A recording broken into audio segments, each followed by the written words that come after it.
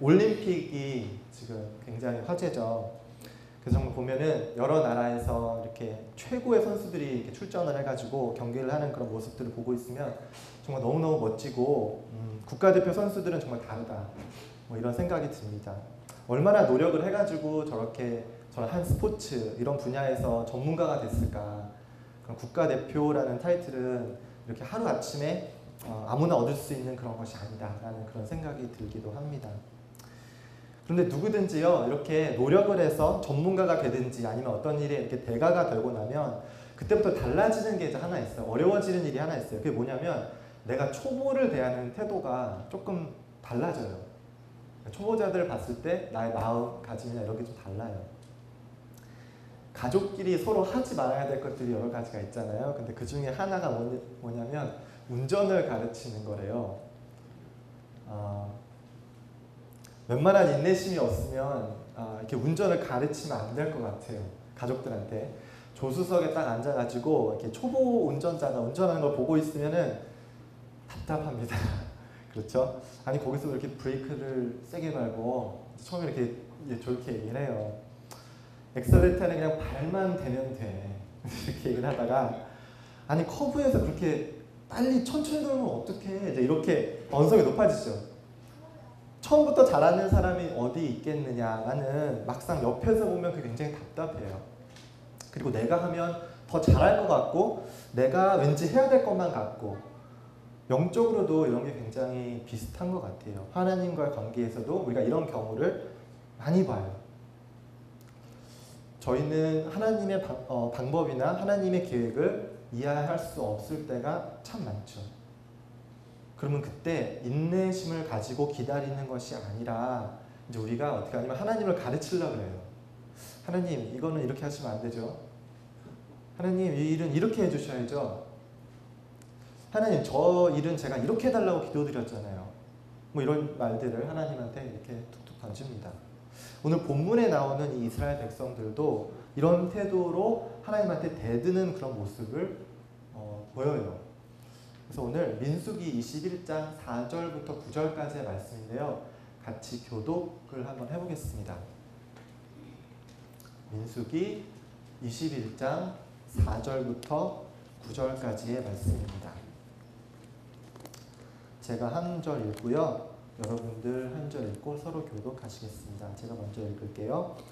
백성이 호르산에서 진행하여 홍해 길로 조차 에돔 땅을 둘러 행하려 하였다가 길로 인하여 백성의 마음이 상하니라. 백성이 하나님과 모세를 향하여 논하되 어찌하여 우리를 애굽에서 인도하여 오셔서 광야에서 죽게 하고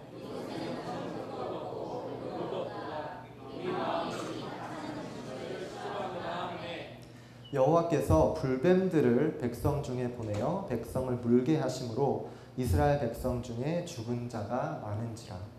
백성이 모세에게 말하되 우리가 여호와와 전쟁하여 방황하고 범죄하였으니 여호와께 기도하여 이 뱀들을 우리에게서 떠나게 하소서. 모세가 백성을 위하여 기도하매 여호와께서 모세에게 이르시되 불뱀을 만들어 장대 위에 달라 물린 자마다 그것을 보면 살리라. 노뱀을 만들어 장대 위에 다니 뱀에게 물린 자마다 노뱀을 쳐다본즉 살더라. 아멘. 민수기 21장이 지금 저희가 읽은 이 본문인데요. 이 상황을 잠깐 설명을 미리 해드리면요. 이스라엘 백성들이 이제 이집트에서 노예 생활을 했었죠. 100년도 아니고 200년도 아니고 무려 400년 동안이나 그렇게 노예 생활을 하면서 살았습니다. 그리고 나서 모세를 하나님께서 부르셔가지고 이제 이 이스라엘 백성들을 해방시키시죠. 그래서 이제 민수기 1장에 보시면 이제 그 말씀이 나오는데요. 하나님께서 이제 전쟁을 할 수 있도록 이 사람들이 이제 얼마나 있는지를 싸울 수 있는 사람이 얼마나 있는지를 이제 계수를 하게 하십니다. 약속의 땅 이제 가나안을 이제 정복할 수 있도록 이제 그렇게 하나님께서 준비시키시는 이제 그런 과정이었어요. 그래서 이제 그 수를 다 세어보니까 약 한 60만 명 정도가 있는 것 같아요. 그리고 이제 13장에 보시면 이제 가나안 땅으로 그 정탐꾼들을 12명을 보냅니다. 그래서 이제 그들이 정탐을 하고 딱 돌아와가지고 이제 보고를 하죠. 그 땅이 정말 좋더라. 정말 좋더라. 젖과 꿀이 흐를 만큼 정말 비옥한 땅이다. 그런데 거기에는 거인들도 살더라. 거인들도. 그래서 아무래도 우리가 정복하기는 좀 힘들겠다. 이제 이렇게 얘기를 합니다. 그리고 나서 이제 이스라엘 백성들이 그 말에, 그 보고에 마음이 흔들려요. 마음이 흔들려서 그때 이제 모세를 이제 끌어내리려고 합니다. 아니 왜 우리를 이렇게 괜히 잘 살고 있는데 애굽에서 데려와가지고 저렇게 무시무시한 가나안 땅으로 들어가게 하려고 하느냐, 이제 그렇게 불평을 하는 거죠. 거기에 대해서 하나님께서 이제 진노를 하셔가지고 이 백성들을 이제 다 그냥 쓸어버려야 되겠다, 이제 그렇게 말씀하십니다. 그냥 모세야, 내가 너를 통해서 다시 시작할게, 이렇게 말씀을 하세요. 근데 이제 모세가 이제 하나님한테 간청을 하고 이제 그 이스라엘 백성들을 위해서 중보를 하고 나서야 하나님께서 용서를 해주십니다. 그런데 이 용서에는 단서가 있어요. 그게 뭐냐면 이제 너희들, 불평했던 너희들은 가나안 땅으로 들어가지 못하겠다. 너희들은 광야에서 그냥 40년 동안 방황을 할 것이다. 근데 이 광야가 어떤 땅이냐면 그림에도 보이지만 정말 아무것도 없는 땅이에요. 정말 아무것도 없어요. 되게 척박한 땅이에요. 말 그대로 사람이 살 수 없는 그런 땅입니다. 근데 생각해 보세요. 처음에 계수했을 때 이스라엘 백성들이 싸움을 할 수 있는 사람만 60만 명이라고 했어요. 그럼 그 가족들까지 다 하면 좋기 100만 명은 훨씬 넘을 거예요. 이 많은 사람들의 수가 광야에서, 아무것도 없는 광야에서 40년을 살아요. 그러니까 이게 사실 생각해보면 굉장히 상식에서 벗어난 그런 생활인 거죠. 더운 낮에는 구름 기둥으로, 또 어둡고 그런 위험한 밤에는 불 기둥으로 이 백성들을 보호하십니다. 그리고 사막이니까, 광야니까 목마르다 그러면 땅에서, 돌에서 물을 내주시고요. 고기가 먹고 싶다 그러면 하늘에서 메추라기 떼가 떨어지고요. 배가 고프다 하니까 매일 아침마다 이제 밖에 나가면 만나가 있어요. 그걸 그렇게 먹으면서 이 사람들이 40년을 살았습니다. 광야에서는 뭐 특별히 뭐 일하고 뭐 농사짓고 이런 게 할 게 전혀 없어요. 진짜 40년 동안 하나님께서 먹이시고 입히시는 이렇게 키우셨어요. 40년 동안 이렇게 백수 생활을 이렇게 한 거예요. 이스라엘 백성들이. 근데 정말 이해가 안 되는 건 뭐냐면 그렇게 하나님께서 돌봐주시는데도 불구하고 이스라엘 백성들은 계속 고집을 피워요. 그래서 좀만 힘들면 하나님이 우리 버렸구나 이러고요. 예전에 애굽에서 노예로 살았던 때가 좋다. 이런 말도 안 되는 그런 불평들을 막 쏟아냅니다. 그리고 모세한테 반기를 들어요. 그리고 막 모세를 몰아내려고 몇 번을 시도를 합니다. 근데 중요한 거는 이제 모세가 그냥 이스라엘의 지도자가 아니라는 거죠. 하나님께서 이 사람을 세우시고 하나님의 전령사예요. 하나님의 말씀을 대신 전하고 그 하나님의 법을 대신 말하는 그런 사람이에요. 그래서 모세한테 반기를 든다라는 것은 하나님의 말씀에 대적을 하고 하나님의 법을 소홀하게 여기는 그런 사람들이었던 거예요. 하지만 그럴 때마다 모세는 다시 이제 하나님의 말씀과 하나님의 법을 선포하고 이 반대되는 사람들을 벌하고 그렇게 묵묵하게 이스라엘 백성들을 광야에서 버틸 수 있게 도와줍니다. 그게 이제 배경이에요. 우리 그 민수기 21장이 본문의 배경이 이제 그런 배경에서 시작되는데요. 4절에 보시면 백성이 호르산에서 출발해서 홍해 길을 따라 에돔 땅을 우회하려 하였다가 길로 말미암아 백성의 마음이 상했다, 이렇게 나옵니다. 백성의 마음이 상했다. 이 호르산이 이게 어떤 산이냐면요. 바로 전장 20장에 보시면 아론이 여기서 죽어요. 이 호르산에서 죽어요. 그냥 산을 타다가 뭐 낙사를 한 게 아니라 하나님께서 이 아론한테 산을 올라가라 이렇게 그렇게 말씀하시고요. 아론의 아들한테 이제 네가 대신 제사장을 해라 이렇게 합니다. 그 제사장직을 이렇게 위임을 하고 나서 그 산 꼭대기에서 하나님의 말씀대로 죽어요. 그리고 이제 모세랑 아론의 아들이 이렇게 산을 내려오고요. 그 광경을 이제 이스라엘 백성들이 다 목격을 하는 거예요. 그리고 나서 거기서 어떤 일이 있냐면 30일 동안 슬피 울고 아론의 죽음을 애도하는 그런 장면이 20장에 나옵니다. 그리고 나서 이제 21장 이렇게 넘어와서 이스라엘 백성들과 이제 가나안 사람들이 전쟁하는 것도 이제 잠시 나와요. 보시면 우리가 읽지 않았지만 바로 윗절에 1절에서 3절까지가 이제 그런 내용입니다. 자, 그런 상황에서 이제 아론도 죽고요. 아마 많은 사람들이 마음이 상심을 했을 것 같아요. 굉장히 심란했을 것 같아요. 도대체 얼마나 우리가 더 이 광야 생활을 해야 되나. 이러다가 여기서 다 죽는 게 아닌가. 사실 자신들이 싸우면 그냥 이길 것 같거든요. 우리가 1절에서 3절까지 이 말씀에서 가나안 사람들하고 실제로 싸워갖고 이기는 장면이 나와요. 그래서 이거 해보면 될 것 같거든요. 하나님이 괜히 광야에서 우리를 이렇게 뺑뺑이 돌리시는데 그냥 확 가나안으로 쳐들어갈까? 뭐 이런 생각도 했을 것 같아요. 자꾸 광야를 뱅글뱅글 돌기만 하고 아론 같은 이런 제사장, 우리가 믿고 따르는 제사장 이런 사람들은 죽고 이제 마음이 초조해져요. 그래서 4절에 우리가 마지막 부분에 보니까 백성의 마음이 상했다라는 표현이 나옵니다. 이 상했다라는 뜻은 마음에 상처를 입었다 뭐 이런 말이 아니고요. 인내심이 없어졌다라는 거예요. 인내심이 없어졌다. 더 이상 기다릴 수 없이 마음이 불안해졌다. 이런 의미입니다. 근데 우리도 이럴 때가 분명히 있죠. 하나님께 기도드리는 제목들이 있어요. 주님, 이 일은 꼭 이루어 주셔야 돼요. 이렇게 꼭 해주세요. 주님, 이때까지는 꼭 돼야 됩니다. 그런데 하나님께서는 계속 광야로 나를 몰아내시기만 하는 것 같아요. 하나님께서 내 계획과 하나님한테 우리가 이제 우리 계획이나 우리의 생각 이런 것들을 기도하죠. 주님, 저한테 이런 생각과 이런 계획이 준비되어 있습니다. 이루어 주세요. 근데 하나님께서는 내 기도를 들으셨는지 듣고도 모른 척 하시는 건지 묵묵부답이시고 그럴 때 있죠. 그때 우리도 이스라엘 백성들처럼 마음이 상할 수가 있어요. 조바심이 날 수가 있습니다. 참을성이 없어질 수가 있습니다. 그리고 주님께 불평하거나 대적할 수가 있어요. 지금 이스라엘 백성들이 그렇게 하고 있어요.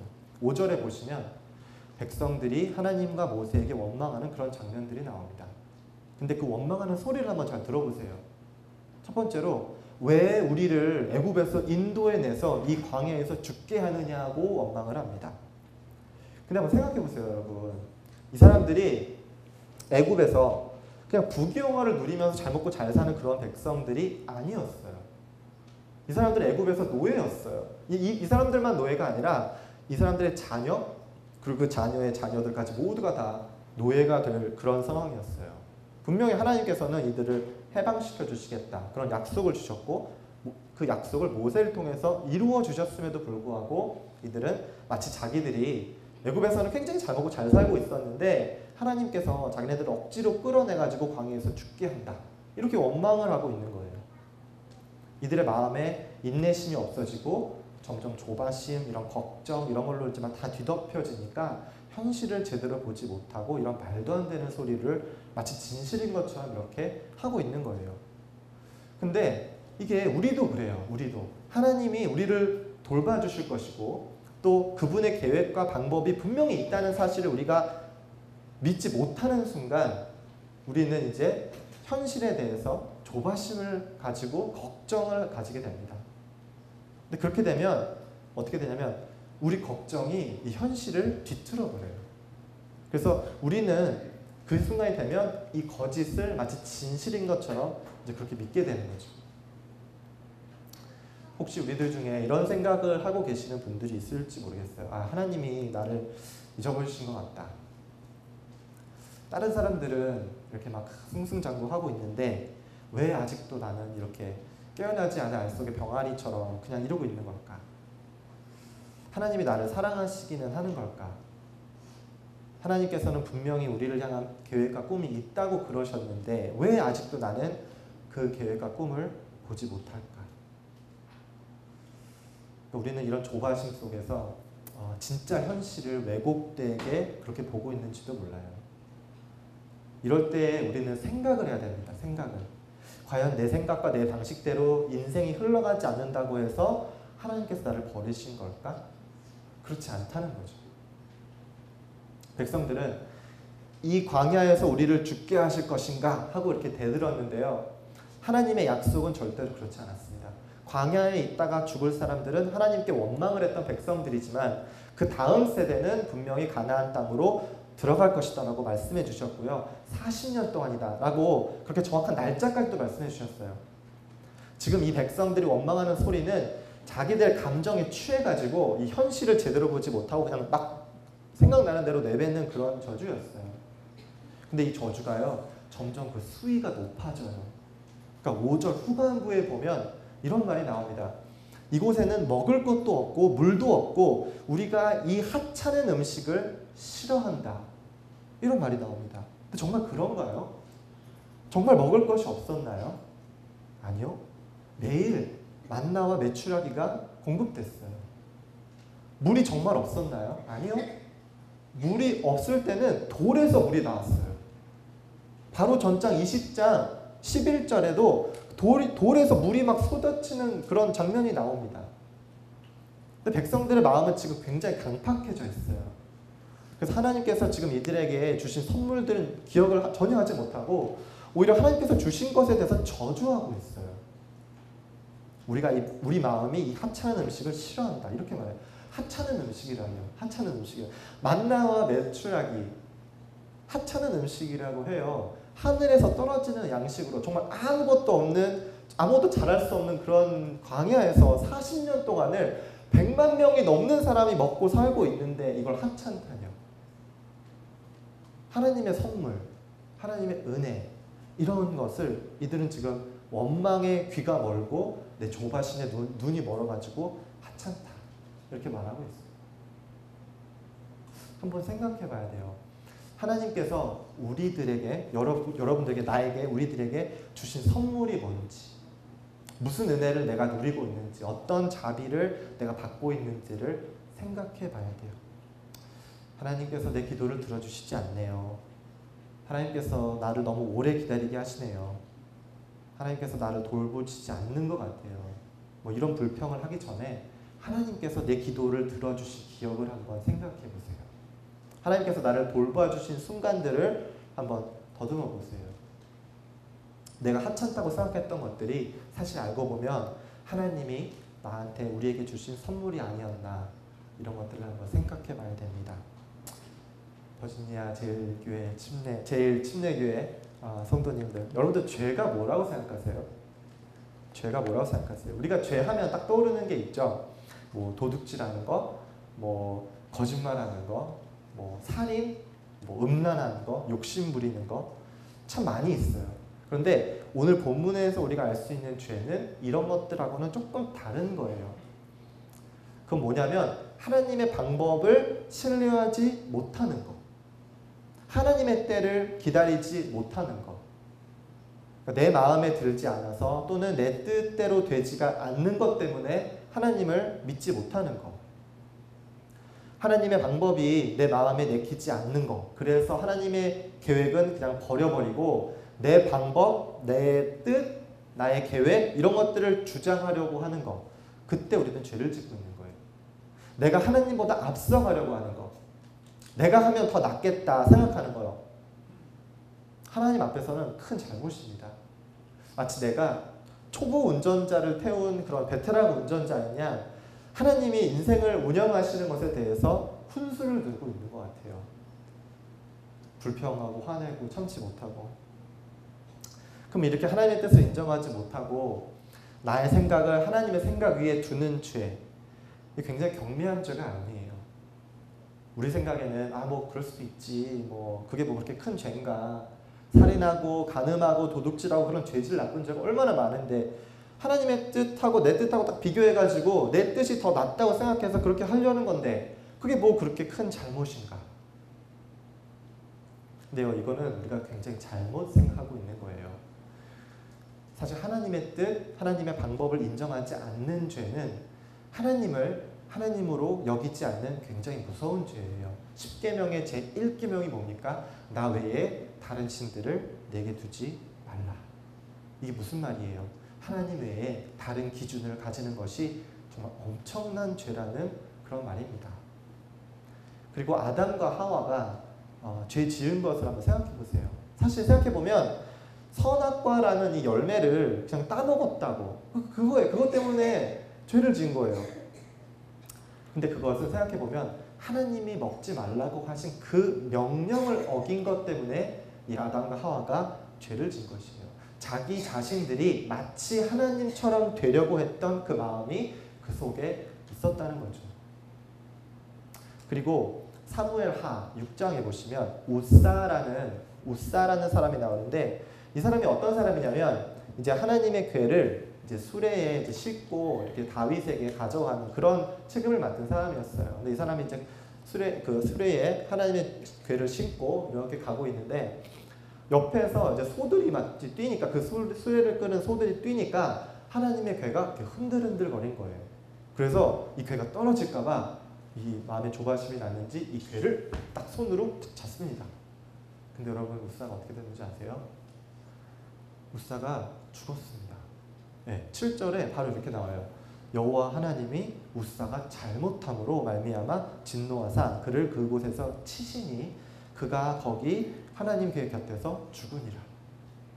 하나님의 궤가 흔들려가지고 떨어질까봐 이렇게 딱 잡았는데 하나님이 우사를 그냥 바로 벌하셨어요. 왜냐하면 이스라엘 백성들은 절대로 하나님의 궤를 손으로 만지면 안 됩니다. 하나님께서 그렇게 말씀하셨어요. 명령하셨어요. 그런데 우사는 그 명령을 알고는 있었지만 그걸 개의치 않았어요. 궤가 흔들리네? 이러면서 하나님의 말씀을 어기고 궤를 붙잡았던 겁니다. 하나님의 방법이 분명히 있는데 내 생각에는 그것보다는 내 방법이 더 낫겠다라고 판단해가지고 그렇게 한 거예요. 그런데 그거는 하나님을 모독하는 거랍니다. 창조주시잖아요. 하나님은 주관자시고 이 온 땅을 주관하시고 이 모든 것을 다 다스리시고 계신 하나님이신데, 그분을 그렇게 인정하지 않고 내가 하는 게 낫겠다라고 판단한 거는 그 죄의 질이 가볍다 할 수 없습니다. 그래서 오늘 본문에도요, 이 6절에 보시면 하나님께서 이 죄를 그냥 놔두시지 않아요. 여러분, 죄의 삭시 뭔지 아세요? 죄의 삭은 사망입니다. 그렇죠? 그래서 불뱀들이 나와요. 불뱀들. 이 이스라엘 백성들이 물려 죽고 있습니다. 이대로 놔두면 불뱀들이 그냥 다 이 이스라엘 백성들을 다 모두 물어서 죽여버릴 것 같아요. 이 광야 땅에서 그냥 다 없어질 것 같아요. 죗값을 치러야 되니까 이건 뭐 당연한 결과다라고도 할 수 있지만, 우리 7절에 보시면 백성들이 회개하는 장면이 나옵니다. 자신들이 하나님을 원망한 것이 죄다라고 인정합니다. 그리고 살려달라고 기도해요. 뭐라고 기도하냐면 이 뱀들을 우리에게서 떠나게 하소서라고 기도합니다. 뱀들이 떠나게 해달라고 그렇게 기도해요. 하나님이 기도를 들어주셨을까요? 안 들어주셨을까요? 8절 9절에 보면 그 답이 나옵니다. 여호와께서 이들의 기도를 들으시고 살 길을 예비해 주셔요. 그런데 재밌습니다. 보시면요, 제가 잠시 읽어드릴게요. 8절 9절에 보시면 이렇게 있어요. 여호와께서 모세에게 이르시되 불뱀을 만들어 장대 위에 달라. 물린 자마다 그것을 보면 살리라. 이렇게 응답하세요. 좀 이상하지 않으세요? 7절에서는 모세가 백성들을 위해서 드린 기도를 보시면요, 뱀들이 우리를 떠나게 해달라고 기도를 드려요. 그런데 8절에서 하나님께서 응답하시기를 불뱀을 만들어서, 노뱀을 만들란 말이죠. 노뱀을 만들어서 장대 위에 내달아라. 그리고 물린 사람들이 있으면 그걸 봐라. 그러면 살 거다. 이렇게 답을 주십니다. 뭐예요? 하나님께서는요, 정말 철저하게 끝까지 자신의 방법을 고집하십니다. 그래, 내가 너희들한테 내가 자비를 베풀어 주겠다. 너희들이 정말 나를 원망한 죄를 뉘우친다면 내가 너희를 살려주겠다. 그러면 내 방법대로 해봐. 그러면 살 것이다. 이렇게 살 길을 내주십니다. 뱀 좀 치워주세요. 이렇게 기도했는데요, 재밌게도 뱀을 만들어서, 노뱀이죠, 장대 위에 올리고 물리면 봐라. 그러면 살 거다. 이렇게 하십니다. 하나님께서는 이 백성을 살려주시는 방법도 끝까지 하나님의 방법대로 하시려고 그래요. 노뱀을 봐라. 이렇게 하십니다. 너희가 정말 너희 죄, 나의 방법과 나의 계획을 네가 신뢰하지 못하고 너희 인생의 주인이 되려고 했던 그 죄를 인정하느냐? 그 죄를 회개하느냐? 그러면 내 방법대로 해라. 내 방법을 인정해라. 노뱀을 봐라. 그럽니다. 그랬더니 9절에 뱀에게 물린 자가 노뱀을 쳐다본 즉 모두 살더라. 이렇게 말합니다. 우리가 정말 하나님의 방법대로 살지 못한 것에 대해서 후회하고 그것을 회개하고 있다면 이제부터는 그 방법대로 살아야 됩니다. 노뱀을 보지 않으면 이제 불뱀의 독이 내 온몸에 퍼져가지고 이제 죽어요. 내 뜻대로 내 인생을 살려고 하다 보면 그 자신의 계획과 방법이 결국은 내 자신을 옥죄어 오고요. 그렇게 해서 죽게 돼요. 여기서 살 수 있는 방법은 딱 하나밖에 없습니다. 하나님의 방법을 믿고 그 계획에 나의 모두를 맡겨버리는 거예요. 노뱀을 본다고 내가 살겠나? 아니 불뱀을 치워달라고 기도했는데 왜 노뱀? 이러면 죽습니다. 불뱀을 떠나게 해달라고 기도했잖아요. 또 이렇게 불평하실 거예요.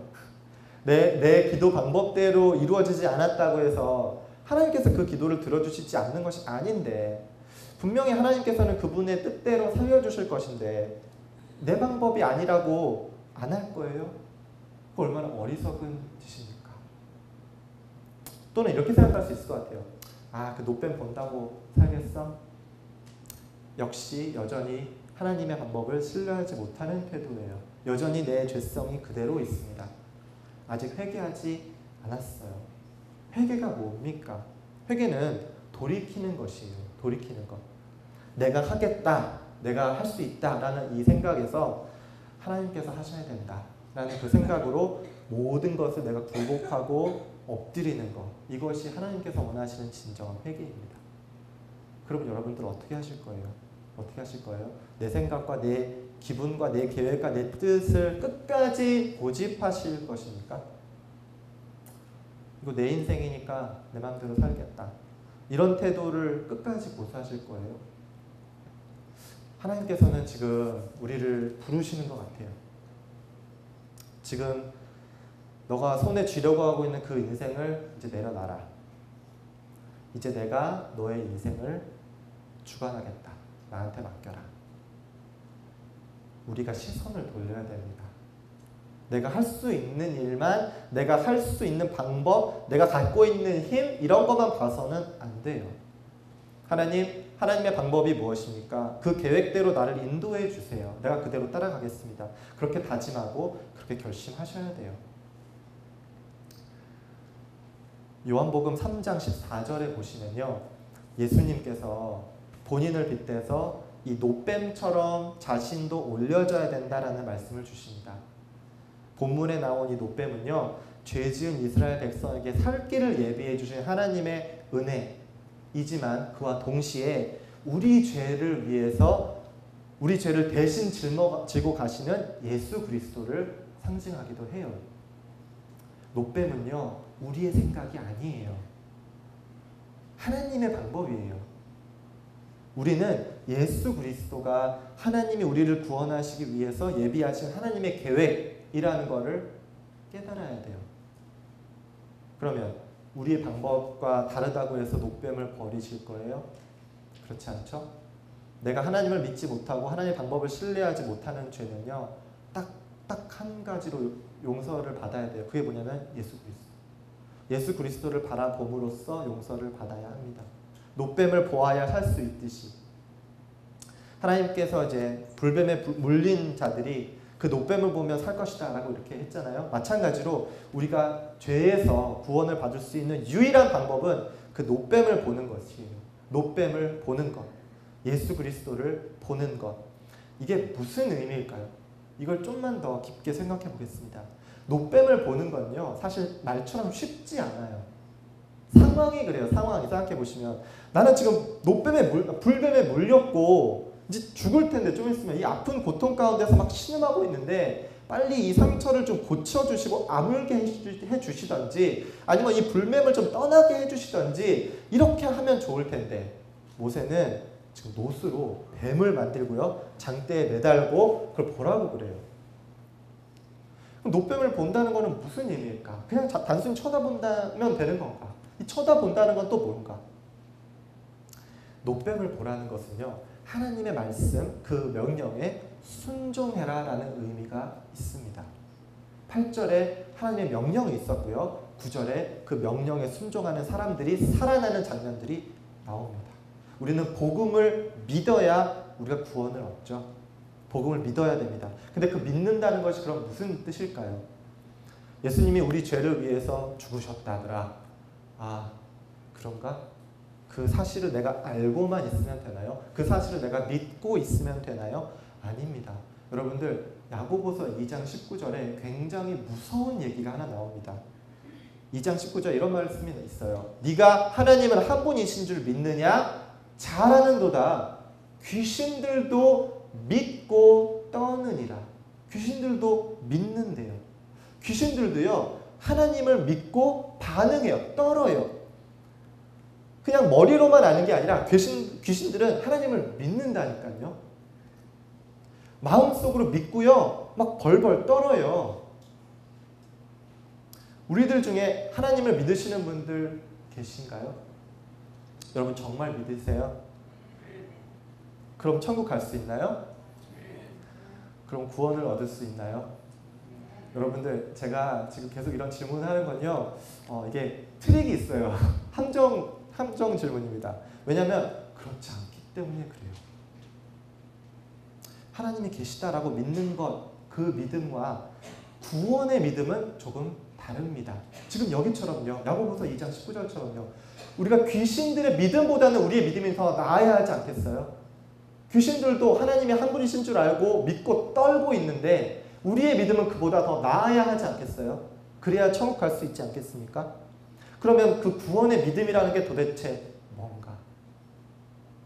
마태복음 7장에 보시면 지금 제가 이 야고보서 말씀보다 더 무서운 말이 있습니다.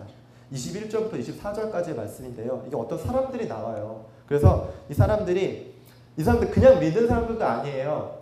그러니까 주님의 이름으로 선지자 노릇을 한 사람들이고요. 귀신도 쫓아내고요. 또 주님의 이름으로 많은 권능을 행하는 그런 사람들이었습니다. 근데 예수님께서 천국의 딱 문 앞에서 이 사람들한테 뭐라고 그러는지 아세요? 내가 너희를 도무지 알지 못하겠다. 불법을 행하는 자들아 내게서 떠나가라. 너무 무섭습니다. 그럼 도대체 이 구원의 믿음이 뭔가? 노뱀을 봤더니 살았죠. 분명히 하나님의 말씀이 8절에 있었습니다.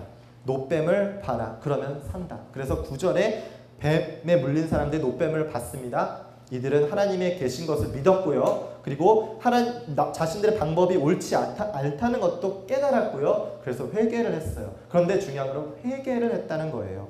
회개했다는 것이 뭐냐면, 하나님, 제 뜻대로 지금까지 살았네요. 이제는 하나님의 뜻대로 살겠습니다. 이렇게 고백하고 나의 뜻, 나의 생각, 나의 계획에서 이제는 돌이키는 거예요. 불뱀 좀 없애주세요 하고 기도하는 거를 이제 그만두고요. 노뱀을 보는 거예요. 이게 진정한 회개입니다. 우리 중에 혹시 아직도 나는 예수 그리스도를 내 인생의 구주로 그렇게 삼지 못했다. 예수 그리스도를 내게 내 인생을 맡기지 못했다라는 분들이 혹시 계시다면 제가 주님 안에서 주님의 말씀으로 권고합니다. 부디 예수 그리스도를 여러분들의 주인으로 인정하시고 그분을 바라보시기를 바랍니다. 내 생각이나 내 방법대로 이 세상을 살아갈 수 있어요. 충분히 그럴 수 있습니다. 그래서 큰 돈을 벌 수도 있고요. 큰 명예를 얻을 수도 있고요. 어쩌면 훌륭한 가정, 좋은 직장, 궁궐 같은 집 다 가질 수 있을지도 몰라요. 세상에서 누릴 수 있는 거는 다 누리고 얻을 수 있는 거를 다 얻으면서 살 수 있을지도 몰라요. 예수님 없이도요, 우리는 충분히 세상의 기준으로 잘 살 수 있습니다. 하지만 예수 그리스도를 지금 우리의 주인으로 인정하고 하나님께 순종하는 인생은 세상의 기준에서 뭐 잘 산다 못 산다의 그 차원을요 아예 뛰어넘는 그런 차원의 인생입니다. 하나님의 방법, 예수 그리스도를 주인으로 모시는 삶, 이건요 내가 돈이 많건 적건, 내가 명예가 있건 없건, 나의 결혼 생활이 이렇건 저렇건 상관이 없어요.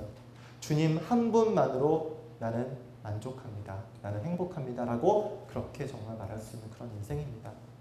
오늘 이 시간 예수 그리스도의 은혜를 여러분들이 취하시기로 결정하시고 더 이상 세상의 방법, 나의 계획이나 그런 생각에 휘둘려가지고 평안이 없는 그런 아등바등한 삶에서 자유하시기를 축원합니다. 여러분들 노뱀이신 예수 그리스도를 지금 바로 바라보시기로 결정하시기를 축원합니다. 기도하겠습니다.